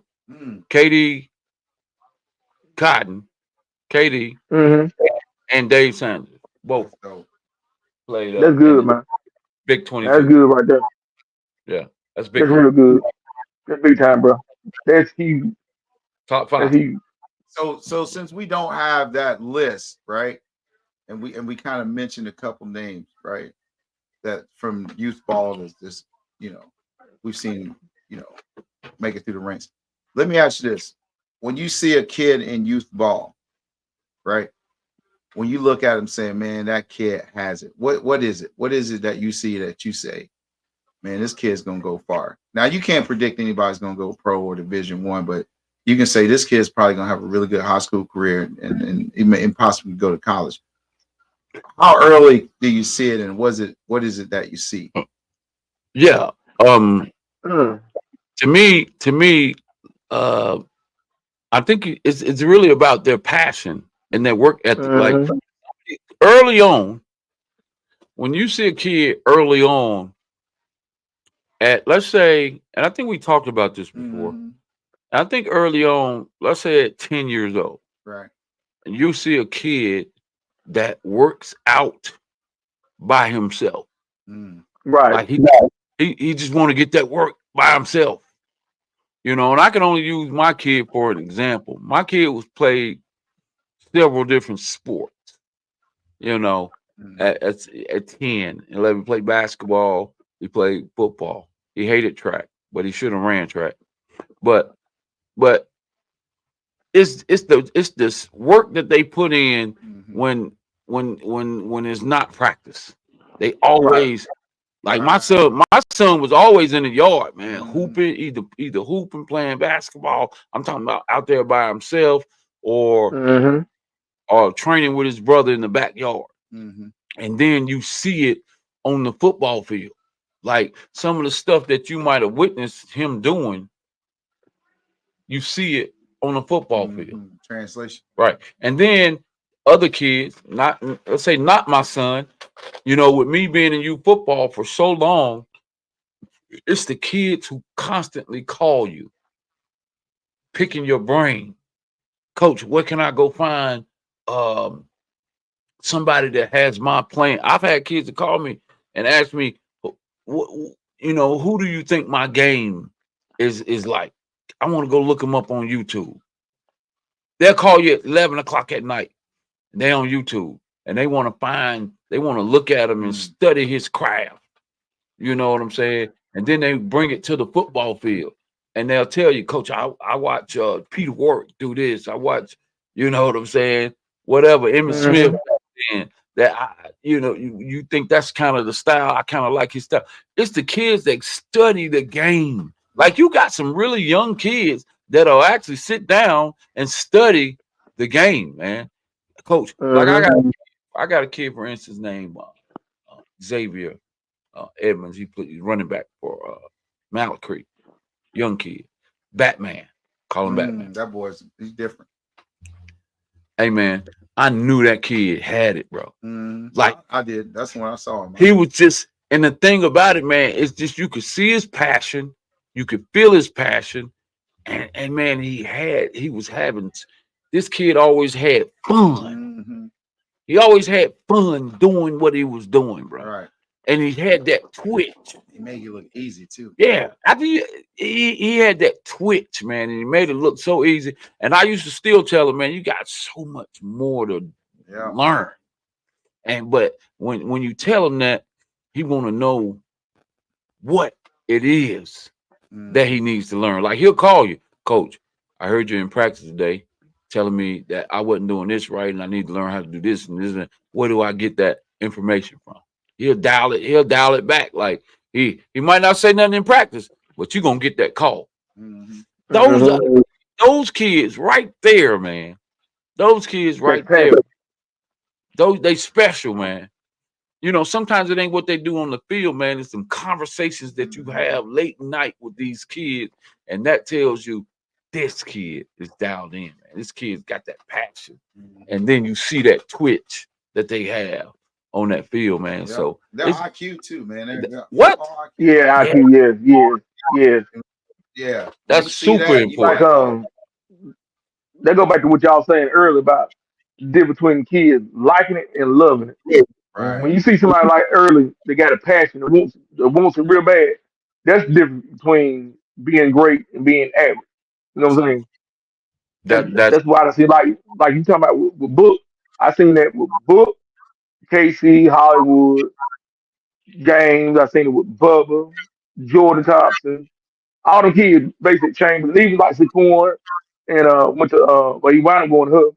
Them kids, like you say, them kids, man, work out without nobody telling them to. 6-7 days a week on their own. You had to make them do nothing. Yeah. They had a passion to not want to lose. They want to dominate. That's what these kids don't get now. You got to get out here and dominate. You got to want to be the man. You know what I'm saying? You can't just be average and think you're going to get rewarded for it. It don't happen like that. I mean, kids like KC, man, you mentioned. We played more against him than anything. He played on a couple of my He played on a couple of all-star teams that I coached. And we played against them more than anything, though. But you just knew that kid had it. Mm. I knew early on. I was boy. He was always just a game breaker. Anytime you did not want KC to touch the football, because at any point he'll take that shit to the crib. I mean, he had it, bro. He just got he just, That it. that it. He was just an it factor, man. I ain't gonna lie, man. Certain things you can't teach, man. That kid's going to the Yeah. NFL, by the way. But I mean, the same thing, and the same thing that he's doing now at North Carolina State, he's been doing it since he was 10 years old. It's just now intensified. The skill development has changed, but he's doing them same movements.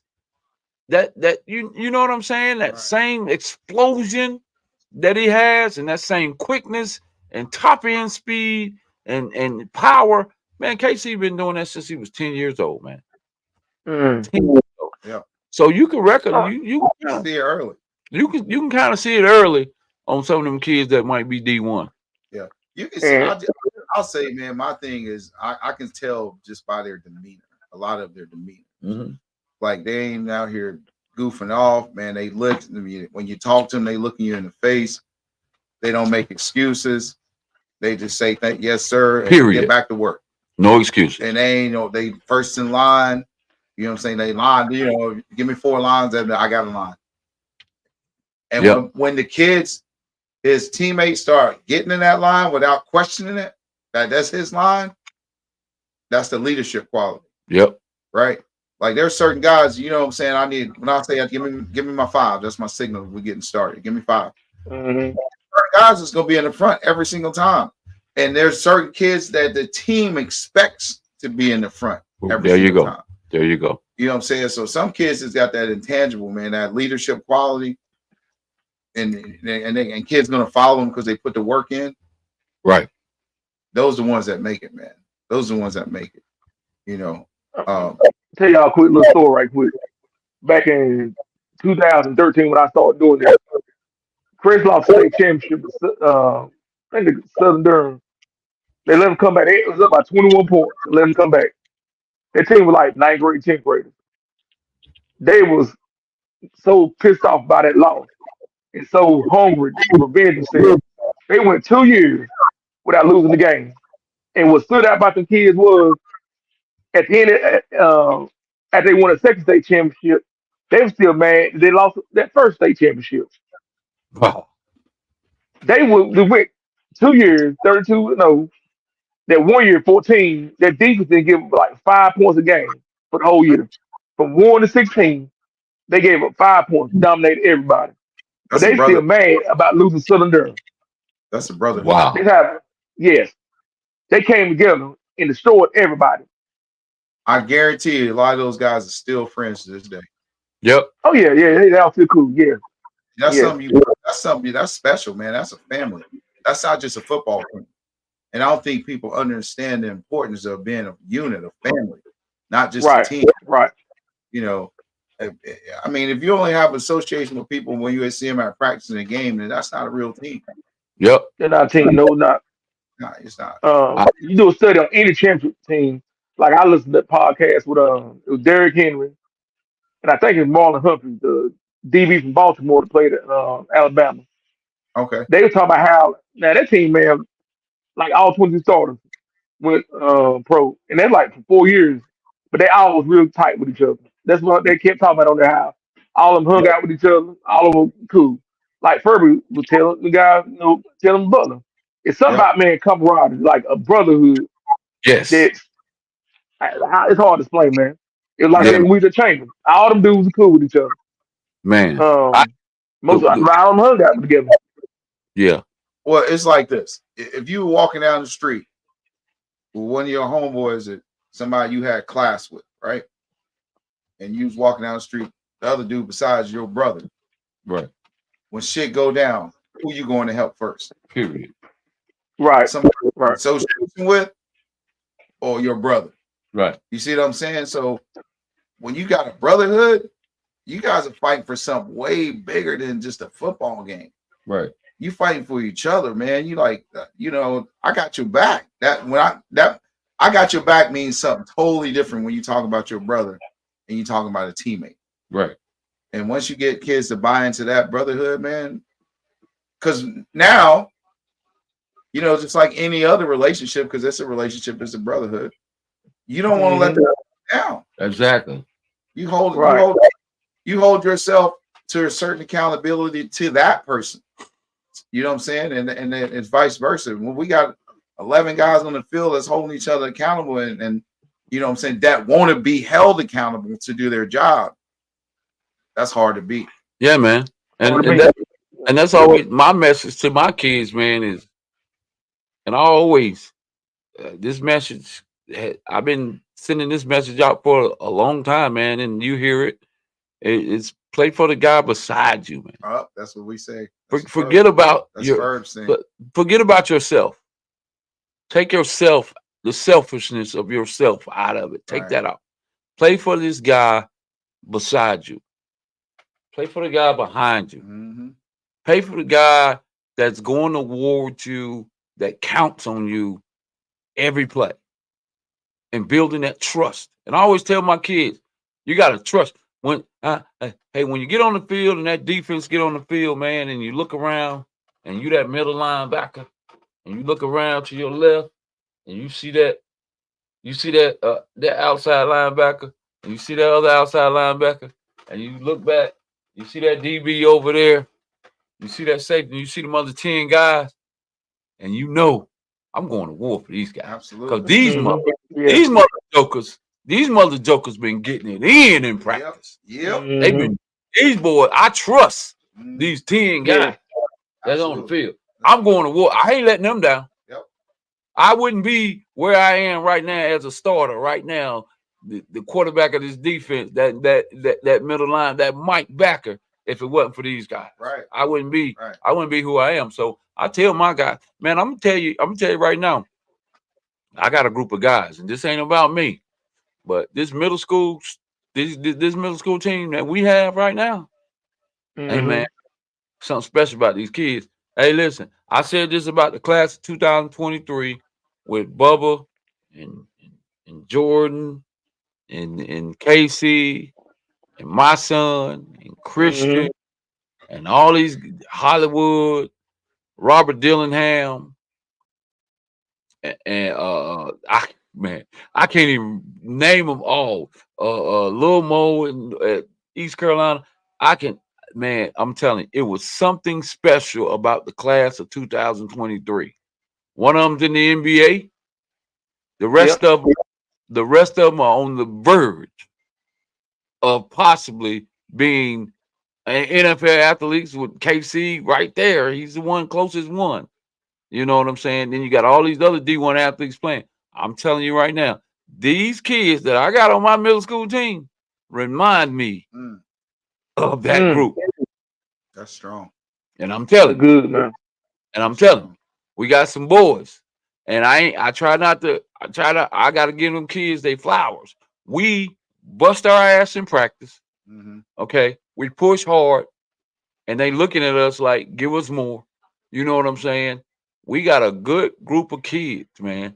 And they bond together. Some of them, like I said, we lost one key component, but it was a good loss because it was affecting the character of our team. You know what I'm saying? When you're trying to build a culture, right? And you trying to, like you were saying, get that buy-in, you're trying to establish that buy-in. He was just great athlete, good athlete, but we got some kids, man, that like that grit and that grind. I might not be as talented as this kid, but they understand the process. They okay with the process. Yep. The grit and the grind that comes with the process. We got some kids, bro. I don't know if we'll win the championship. I don't know how far we'll go. But we got a nice chemistry of kids coming out of J.M. Alexander. And that's strong, man. Coach Jet has done a great job. He's very humble. He's a no-nonsense type of head coach. I like being a part of his staff. And he's created we're helping them create a culture. and that's the reason why he brought me on and a couple other guys, Coach Q. Um, man, we got some guys that can go, and I'm looking forward to this, man. This shit is about loving the game, man. You know, Yep. and I don't give a damn what we say on this phone. I mean, on this damn podcast. That shit you said earlier is about loving this damn game, man. This shit is Absolutely, about man. That's it. passion and shit, man. If you ain't got the passion and you don't love this shit, man, don't do it, man. Well, For you know real. what, man? Right. Like we give people flowers. I'll give you your flowers book. I've been knowing you for 20 years through football, right? And you've been very successful at every level because of that very reason. You love the game, but more than loving the game, you love to teach and you love to Mhm. young men with Yeah. integrity and character, and that's evident through the kids that that you've coached. You see it. So give you your flowers, man. It's not just about the players loving this. The teachers got to love to teach, Right. right? And it can't be no bullshit because kids see right through that. Right. Kids can see right Mhm. if you don't really love this shit, man. They can see through it. But you know how they know you love it? They you know you love it because you love them, you chastise them, you mentor them. You don't just fucking yes them to death and just because they can benefit your program, you going no man. I've seen you treat all your players the exact same amount of love, compassion, same amount of punishment, whatever. Bro. So yeah, man, shout out to you for that. I appreciate that, man. Yeah, for sure. And anybody mistake me that's out there, if you ever mistake me for anything other than I just got a passion to do this shit, you dead wrong. It ain't never been about no money. Mm. Ain't never been about no money, no fame. I started coaching football when I didn't have kids. Right. Okay, let's get this. I started coaching youth football when I did not have kids, even playing football. All right, I'm coaching youth football right now, and I don't have kids on the football field. All right, a lot of you guys is out there that's doing it because your son coming through and it's cool, it's all good. Let's see where you're gonna be when your son leaves. when the son is away. That's the guys that you can kind of look at and say, you know, these kids, these guys, hey, you know, they might love this shit. Yeah. Right. And I tell guys that the one thing about me, man, is and what really helps me evolve, because some people, some guy, old school guys don't evolve, they don't evolve. Mhm. Right. Right. I study like crazy. And when I say study, get this. When I say I study, I listen Mm. to guys. Mhm. I listen to Coach Clark might say something, and I listen to that, and I put that Mhm. up here, man, and I hold on to it. Coach Hawk, when I met Coach Hawk, just stood back and observed him and watch him work. You know what I'm saying? And watch him work. I got a part of what Coach Hawk. I can speak some of the language that Coach Mhm. Hawk done Mhm. spoke into these kids, Yep. and into these kids. Right. About going to college. So I study, man. I get on YouTube, man, and I put the hours in, man. I constantly watch high school coaches, college coaches, NFL coaches.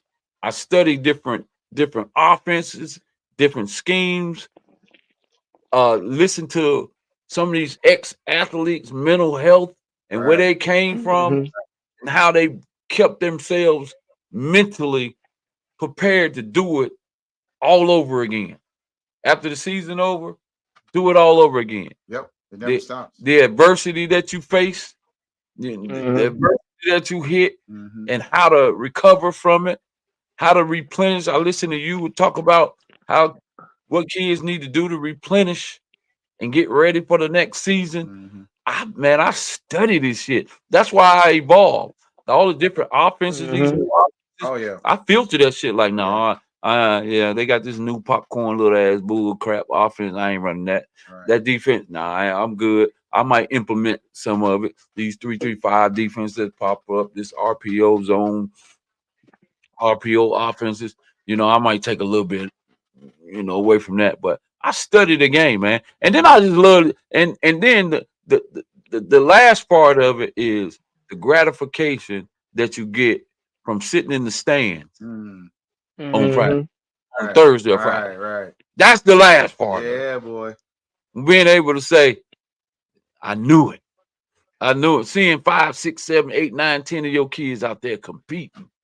And then they call and man, and then being able to walk down on the football field. And I don't care how intense that game might be. If that kid makes eye contact Oh, boy, it changes with everything. you Changes. during the course of a game Changes. or during the pregame or after the game or even during the game in battle, while he's in battle, might come out on the sideline, get a drink of water, and he see Coach Clark standing on the sideline. I Mhm. go, that kid might try to get close to you just so you can give him a word Absolutely. because he know your Yeah. words have inspired him along the way. Man, You that's have crazy. influenced them along the way. Yeah. Man, that And is the last part of that's it. crazy you say that because ever since I've been coaching, even at Garinger last year and up to Butler this year, every opponent that I faced, I knew kids on that team. Mm. Wow. Most of the time, I knew a coach on the staff That you know coached up. that I coached or trained this kid, but players on all these teams I've trained. And I was like, man, I was starting to think about the other day. I was like, man, every team we played, I know a kid on that team I've coached, I've trained him. You know, just over the years, man. But you know, somebody posted something on Facebook the other day, and they was talking about like, you know, parents, how these people and the parents are, you know, this kid, well, you know, he can't coach and blah blah blah blah. But you know, you hear all this from the crowd and can't coach and you can't do this and you can't do that, and you know what I'm saying. Especially when you lose, when you win, you know, it ain't your fault you won. It's because the kids. Mhm. Right. Ain't that crazy? Right. But here's the thing. My response to that was like, these kids are where they are because somebody who's not their father gave a damn about your child. Absolutely. Exactly, brother. Your Exactly. kid out there because somebody who is not his parent gives a damn about your child's future. So you don't have to thank us. We know why we do it. And Exactly. I ain't coaching for you to pat me on the back. Period. I'm coaching to make these kids better, man. Period. So Mhm. it is what you, if this shoe fits, your kid got where he's at today because somebody else gave a damn about your child. Period. Period. Yeah. Man, you know what, man? And I used to say this, I say this in my own private. I thank God, man, for putting me on this destiny walk. Absolutely. You know what Oh I yeah. mean? It's I a ministry. I bro. could have ignored it. Yes, it is. I could have walked away from this, man. But God put me on this walk, man, this journey, man, and I really do, man, appreciate Man. him choosing me to do this, man. Because at the Mhm. end, of the day, no matter what I'm going through, serious up, no matter what I'm going through in my personal life, Mhm. man, when I walk out there on that field, man, and I get and them kids get in front of It's me, a whole man, new life, bro. Mhm. it's Yep. man, Because you know what your it just purpose seems like is. God just fills you up. Right. No matter what it is, and he shields you and he blocks out all the stuff that might be bringing you down, and he puts that armor on you. Yeah. He puts that armor on you at that time and at that moment when you step on that field. Right. He puts that armor on you, right? And it's up to you to keep it on. It's up to you to keep it on. And man, I really do appreciate this shit, man, because I could have walked. Everybody, why you ain't been to high school yet, man? Why you ain't gone to high school yet, man? Shit, man. It's your calling right now. I gotta walk when it's time to walk. Mhm. I gotta walk. You Right. know what I'm saying? It's a whole lot of obedience involved in this. Yeah. Yeah. There's a whole lot of obedience involved in this. Yeah. So you can be obedient. You know, yeah. Oh, so God say, oh, so you just gonna go to high school when you want to go? you gonna go when you want to go? Right. No. So Mhm. I take this walk like I take this walk, man, and I appreciate this walk, man, and meeting guys, and I done met some friends along the way, man. I met some great men Mhm. along the way. Philando, Greg, Hawk, man. I've been knowing guys for, man. Come on, man. And Mm-hmm. just now developing a good friendship with Coach Hawk, man. You could just feel that. You know what I'm saying? If you Right. got a good Mm-hmm. discernment, if your discernment is there, right? Mm. If you got a good discernment, Yep. you could just feel good friendship, right? Positive friendship, man. And I just love this stuff, man. Nah, man, it's your calling. I've heard several. I love this shit, several. bro. It's your ministry, bro. Because you know me personally, you know, outside of all this shit, man, I tried to walk away from this 100 times. 100 times. What are you gonna do? What am I gonna do? Because you know why? Right. No, there's some kid that needs you, bro. Yeah. And you might not Mm-hmm. even had a conversation with that kid, a real in-depth conversation, but that kid observes you every day, being consistent about what you said, what your expectations are. And that kid just might be an observer, but he gets something from you, you know, Yep. and you don't even know it. You don't even know You it. don't even know it. But there's a kid that's out here still playing ball because of something you said to him. Believe that. Something and not even that. Real talk. There's done walked away from some situations because your voice is in his head. Like, hey man, I tell kids this all the time. When you're an athlete, you need to think different than your friends that aren't athletes. You got to treat your body different than your friends that Mm-hmm. are. Yep. You should really associate with only athletes because you got like-minded people.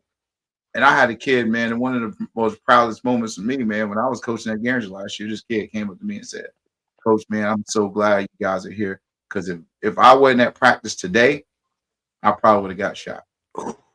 Deep. The kids he was normally got shot, Deep. and he normally would have been hanging out with them kids if it wasn't for summer workouts. Boom. Wow. You tell me Wow. what we did. Boom. That's the biggest win ever. It's the biggest. That's the state championship right there. That is. Yeah. Yeah. Yeah, that's a legacy. That kid is alive essentially because of your dedication to his well-being. Yep, man. So shit, man. So people can take it. We can. I mean, you can play with this shit, or you can keep it real with this shit, man. Don't play. I tell these guys, man, don't play with this shit, man. Nah, don't do it. These kids, when them kids are standing in front of you, a lot of these kids are counting on you, man. Yeah. Listen, man, don't play with this shit, man. Yeah. When them kids are standing in front of you, and that kid, when 8 years old, and he jumps out of that car, and his parents let him out that car, man, and run him out on that field, and that's their baby. You know what I'm saying? They counting on you, bro. Well, that's a trust. Somebody's trusting you. Yeah, man. You gotta turn it on. A game. Yeah. And then at some point, man, just if you don't feel that, if you don't feel if that pulse from year to year, man, from year to year, man, if you don't feel your pulse, man, just that pulse that you get when you say, boy, I'm about to go into this season, boy, I got little Rico, man, he gonna be on my team, little Dante, boy, I got goddamn little Trent, boy, I'm gonna have a squad. You know what I'm saying? Every year you find a reason. Every year you get that and you find a reason to go back out there. Boy. Yeah, you're gonna find a reason. You can't get away from my kid asked me about a couple weeks ago. He was like, Dad, you don't do youth football no more? I said, he said, you just do middle school? I said, they 12 and 13. I've been coaching 12 and 13 still youth ball for forever. They still youth football. Yeah. You know what I'm saying? But he's used to seeing me in that youth football environment, which I love, which built me, turned me into Coach Booker. So yeah, man, you gotta love this shit, man. So, you know, enough of that.